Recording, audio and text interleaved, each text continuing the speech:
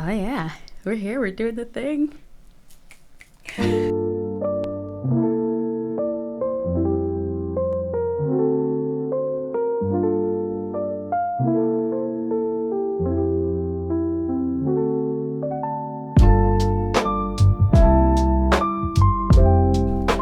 everybody.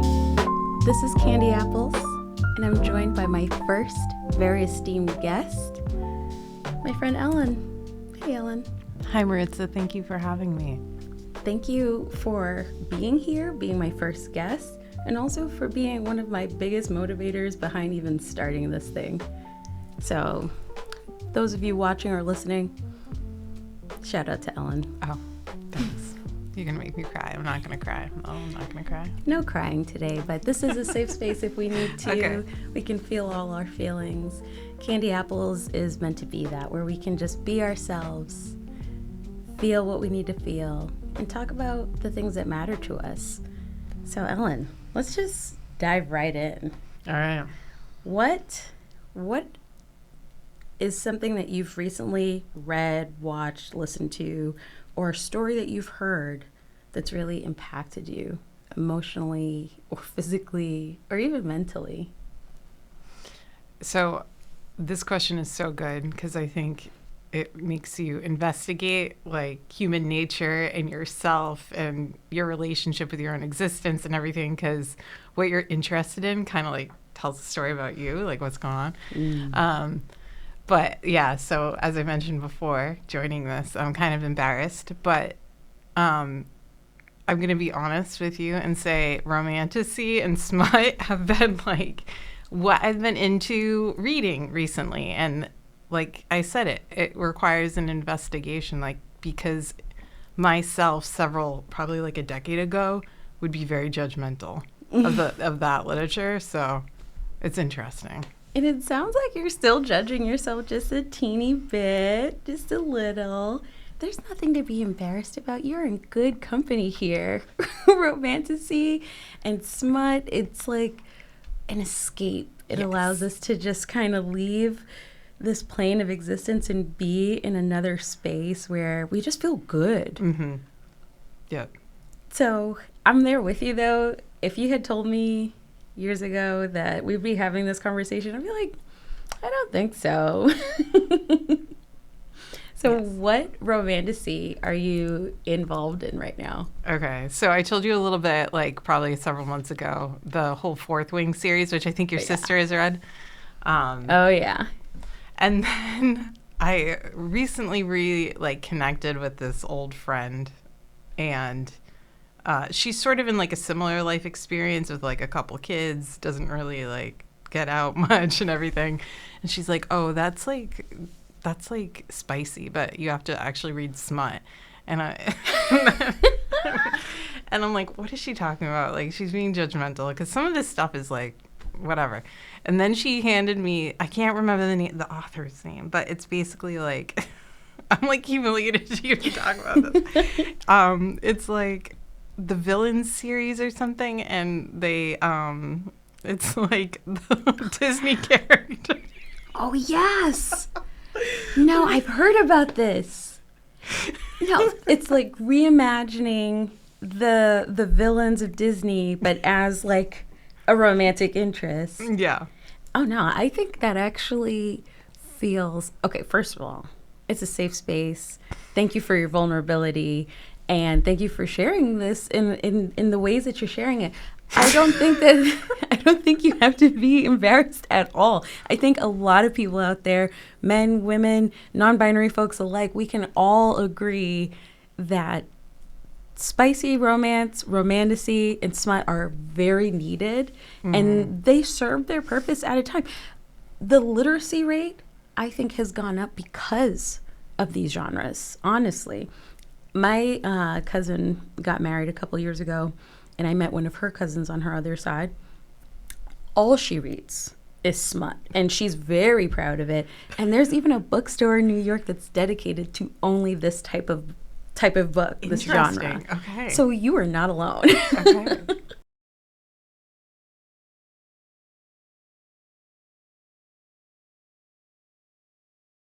So what drew you, like, when you first found yourself reading Fourth Wing, like, what was going on for you in, like, what made you feel like, okay, let me pick this up finally? I think it definitely was escapism, sort of what you opened with, and just needing like an escape that wasn't like alcohol or like, like watching TV because I'm so tired all the time. I just wanted to lay in bed and read type of thing. And it really filled that space for me, I think, in almost like a healthy way, because I wasn't like drinking to escape, but like I'm like going into these like romantic novels, and I think it filled that space, because it's just been like very stressful work's been stressful at different times. The children are stressful, just like everything combined feels overwhelming, so it's a good escape. Yeah. And then you read the first book and you were like, I gotta stay in this kind of space, give me more. What was going on there? Like, as you're escaping, did you just say, you know what, I'm actually done with the real world, I'm staying right here?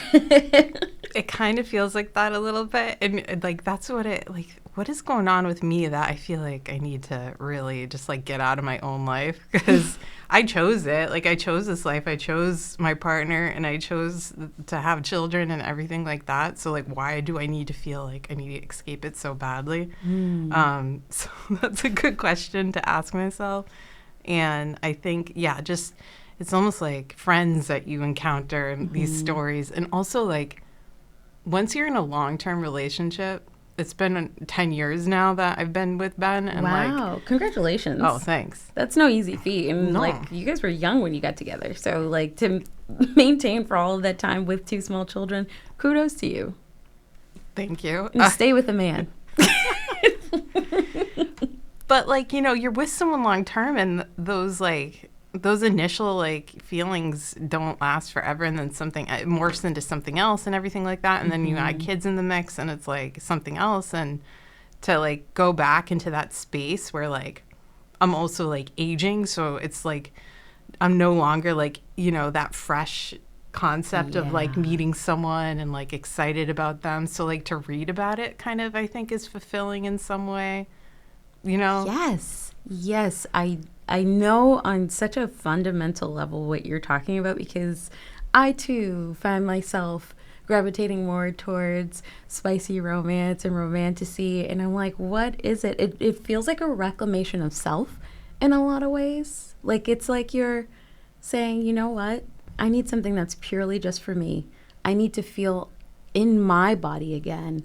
I need to feel something that is not connected to anybody else, that is just truly for me. And I think that's kind of, I don't know, I haven't actually had this conversation with anybody else about romantasy, and now I'm like dying to have this conversation with people I know have read Fourth Wing and other spicy romantasy or smuts.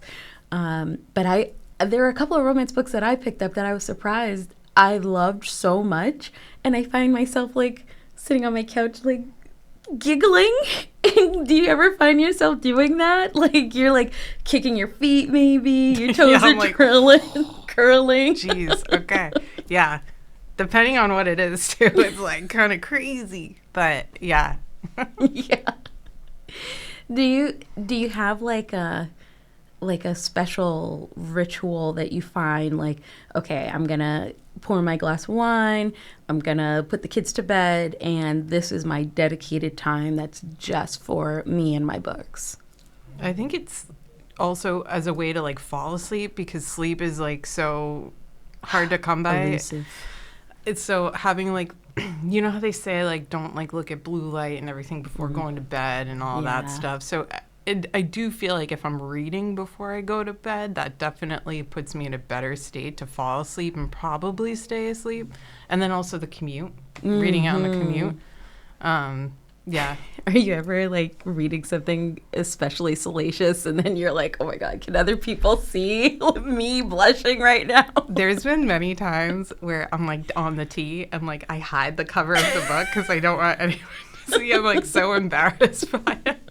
And like on the commuter rail too, I try to like cover but it's like, who cares, you know? If they know what I'm reading, then they probably are whatever. I only know Fourth Wing peripherally through my sister, but I got her some gifts either last year or the year before that were relevant. Is it like Violence is one of the characters? Yeah. And that's really all I know, and that there's dragons. Yeah. Now I love dragons. I love violence. And I also love romantasy and spice. So, you know, it's funny because I think that my sister's been trying to get me to read this for a while. And now I might actually, because she should have led with the smut. Like, lead with the smut. Is there anything that was surprising to you as you found yourself really enjoying this escapism, or like feeling these feelings and then picking up another book and another one after that? Is there anything that surprised you? I feel like in this most recent one that my friend lended me, this like intensely smutty one, I feel like I learned a lot because it's like not my world, like some of this stuff. So I feel like I learned a lot of terminology. And I was like, oh, wow, this is a whole culture that I'm not aware. It's not like, it's like a healthy culture. People are communicating and there's consent and stuff, but it's just like, wow, I that surprised me, I guess, like learning about all of this, you know? Oh my gosh, yes, there is, you know, as I'm reading romance, I do wonder sometimes, like, we've been in our relationships for a significant amount of time. Do you ever look at your partner and you're like, because I've seen this on TikTok where they're like, partners are reading the books that their partners are reading so that they can maybe play in other ways, or like they're like reading the book and then they just glare at their partner because they're learning these things? Or do you ever have those moments where you're like, you know, this would be nice? And you don't have to answer this question. I will say this. No, I can't even. I know. So there's that whole heated rivalry, which I haven't read the books. But me either, but I've heard about it. It's the hockey, right? Yeah. Yeah. I was like, Ben, like, let's like pretend like we're each of these guys. He's like, no, I don't want to. And then I was so upset that he denied me in that way, and I was so upset, by that, because I'm like, hey, like, whatever. Why not? Then, and then, like, he like, I'm like, you can't even like try after that because I'll know it's not genuine. Right. So yeah, that was funny and also very upsetting that, like, you know. Yeah. If he ever like actually read one of those things and then like started doing the things, would you be like, oh, hello? Hello, husband. Yes. That's interesting. I don't know. I'm so sleep deprived that like stress is so real. Yeah. Sleep deprivation is so real. I think like people don't talk about it enough, that like we watch all these things, we read these things as though passion is supposed to just continuously flow. And I just find it to be like, even some of the books I've read a trilogy by Kennedy Ryan, who's also a romance author. And the first book is called Before I Let Go. And then I had a bunch of people in my circle read it, and my cousin, I think, read it first, and my best friend read it. So we're all reading this together, and or at various times. And it's also interesting to know, like, when people are talking about the things that they've read, like what stood out for them, like what was important to you in that relationship, or what parts annoyed you or made you feel flustered. And I'm there like, no, this couple that got back together, there's no way that they're just doing everything all the time everywhere with these teenage kids and they got businesses to run. There's just no way. There's just no way. I'm sorry. Maybe there are people who are like that. Maybe there are. It's not us. And I'm okay with that. How do you feel? I just feel like we're real busy boss ladies. And we run our lives. We run our departments. We do a lot in our lives. And I think that it's nice to escape into a space where there are no expectations of us, but we can still feel good. And I think, for me, that's what it feels like. Like, do you ever feel like that, like, this is okay. I've done the ask, but now I'm still just going to spend more time here because this just makes the energy expand inside of me, and it makes me feel good. Yeah, exactly.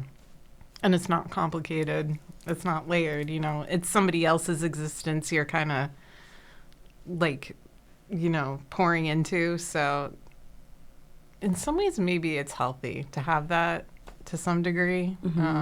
Yeah.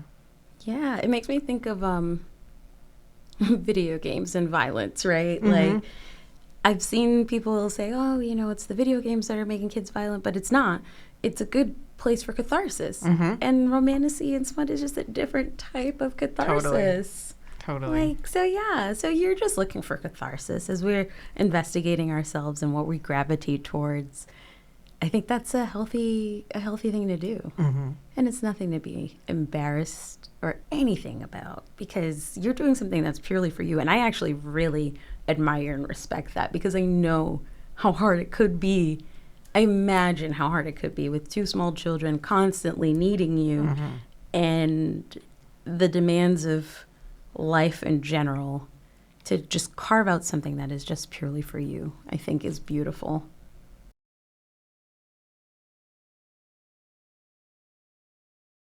I really admire and respect that about you, Ellen. I admire and respect you too, Maritza. Yeah, we're always doing that, like mutual admiration. It's good to have, It's good to have in a workplace and otherwise, just to have that as a nice foundation for support. Yeah, especially when it comes to smut. Okay, so I have to ask, because some of the questions that I have is like, why this story? What does it reflect? But I think we've done some of that investigating. But the craving, are you craving more smut? Would you read something like, because I remember when 50 Shades of Grey came out and I was just like, ugh, I was so over it. And I don't know if I would go back and read that particularly, like specifically, but like, I'm definitely finding myself wanting to read more romantasy, wanting to read more spicy things. Do you find yourself like, okay, you know what, I like this genre and I might pick up a couple more here? I think so. I think especially like these ludicrous stories that my friend gave me because it's like, it's really, I don't know, I don't want to talk ill of it either, but it's just kind of, in some ways it's a little demented that like the things they do in these books as like their characters, they're not really their characters, but they are kind of like, so I think I just for the hell of it I'd be interested to read more of those stories. Just because like they're wacky and like I think I need kind of like just like this like hilarious ridiculous world to step into. Yeah. That's so different from mine, Yeah. So, yeah. And like, we need a break from like the constant onslaught of news and all of these terrible things. And I think it's like you are someone to me who is like very politically aware and engaged and like what's happening on like the local level and the national level. And I feel like we can talk about those things.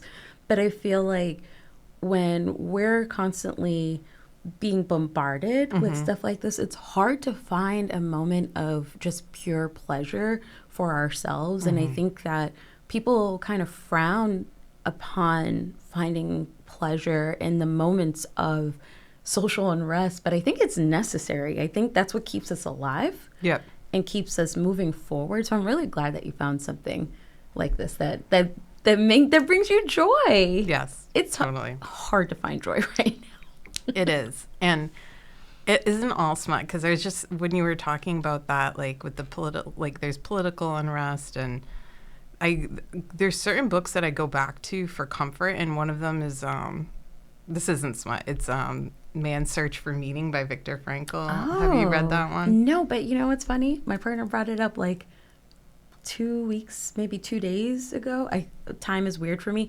But it was within the last week. It was one of the books that someone gave him around the same time that he read Night by Elie Wiesel. So he was literally explaining like the differences between these. So that's really interesting you brought this up.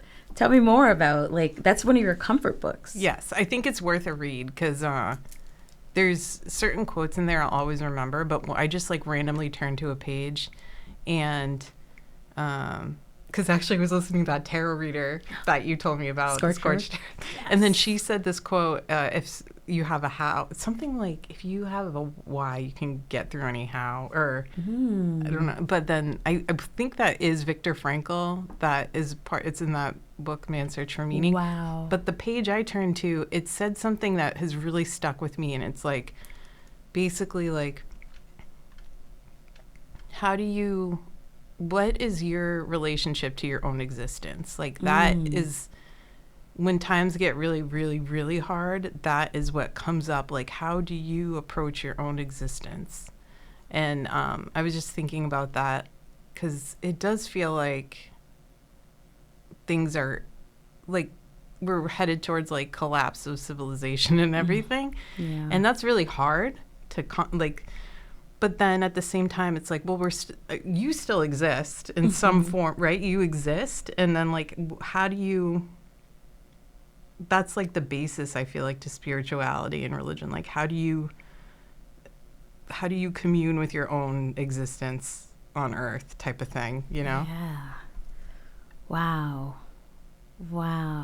I have to sit with this, Ellen. This is the thing I've been really thinking about. Like, how do you get back to you when you feel like everything is lost, or when everything feels so heavy? And these stories that we're talking about, Man's Search for Meaning, or even Night, these are people who survived heinous atrocities, and they're stories of resilience and grit. I like that. If you have a why, then you have a why, then you can do the how, something like that. And we don't have to be perfect. That's also what this podcast is about. It's not about perfection, but it's about the feeling of it. And it's all about knowing who you are and what is your why? What is the meaning that you make out of your own existence? Wow. I love that. See, you are such a multifaceted person that is just, I value you so deeply. This is so good. Like, this is how I feel our conversations usually go to, because that's why I wanted to have you as my first guest, regardless of the circumstance. I was going to ask you, and, I feel like this is a thing that we talk about. Like, how do we get back to our core selves, and how do we make all of this mean something? Yeah, right, exactly. Because I don't know if we'll ever have it figured out, but, like, touching base with whatever it is, I think is what gets you up out of bed, or whatever it is. And it might evolve too. I don't know. Yeah. Let's talk. I mean, even the way that you found the romantasy, like, that felt like an evolution of self, right? Like, not to bring it back down there, but, like, that feels like an evolution, because you're giving yourself permission to do something that you never done before, to consider a perspective that you hadn't considered before. It does feel like an evolution. And I think that, when we stay stagnant, and we don't examine or investigate ourselves, we run the risk of really repeating cycles that are fruitless and that end up not meaning much. And then you get to the end of your life and you're like, what the heck was that all about? I think you're hitting the nail on the head. That's exactly right. Yeah. I love that you listen to Scorched Earth. Because sometimes she's on point. She really can be, yeah. Her voice is calming, too. There's something about her voice, yeah. Yeah, the hair, the voice. It's like, it's giving witch, like, in the best way possible. Yes, like, I'm right. like, I need to listen to this witch right now. Like, so shout out to Scorched Earth. Thank you for helping us make meaning and make sense of the times and who we are and how we view ourselves in these moments. That's awesome. Okay, we talked about romanticy. We've talked about man's search for meaning, which interestingly enough can tie into romanticy. And we talked about tarot. So I do want to ask you or invite you to pull a card. This is the Creative Entrepreneur Oracle deck, the CEO deck. This is an Oracle deck that was designed by a friend of mine, Ask Alicia. It's like at Ask Alicia on Instagram, and Yeti Says, Alicia's friend. They did this together, and I just had to get it because I've gotten a tarot reading from my friend Alicia, and it was also eerily on point. That girl is gifted. That's my girl. I follow them both, and they're both really awesome, dope people. So I had to get this, and I said, you know what? I think that we could do a poll. I think that I see you as a creative person, just like myself, and why not? Let's put out an intention. What's your intention, or what is a question that you would like answered? First off, this is so cool. Yeah, I guess something I would like more information about from the universe is maybe processing transitions and what makes the most sense at this point in time to help process transition. Ooh, that is beautiful. Wow, that's a question I think we'll continuously ask ourselves and ask the universe. Yes. Okay, let's take a deep breath. Okay. Pull your card. This one is calling to me, this one right here. So this one says, work smarter, not harder. Oh. Your time and energy are precious.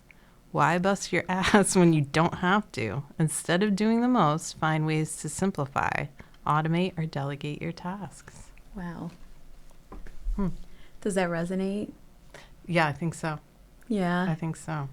I feel like that you asked the universe for a question, and that feels like a really good answer. Navigating transition, yeah.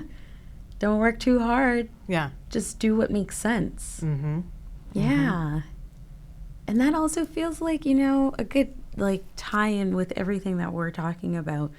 Let's not judge ourselves for the ways that we seek to fully exist in this world that is a hard place to be, when we are doing hard things, when we are constantly in the midst of transition and change. We can work smarter, not harder, and find ways to simplify. And if that means I'm going to pick up Fourth Wing this year, then you know what? Hey. That's what it's got to be. Sounds good to me.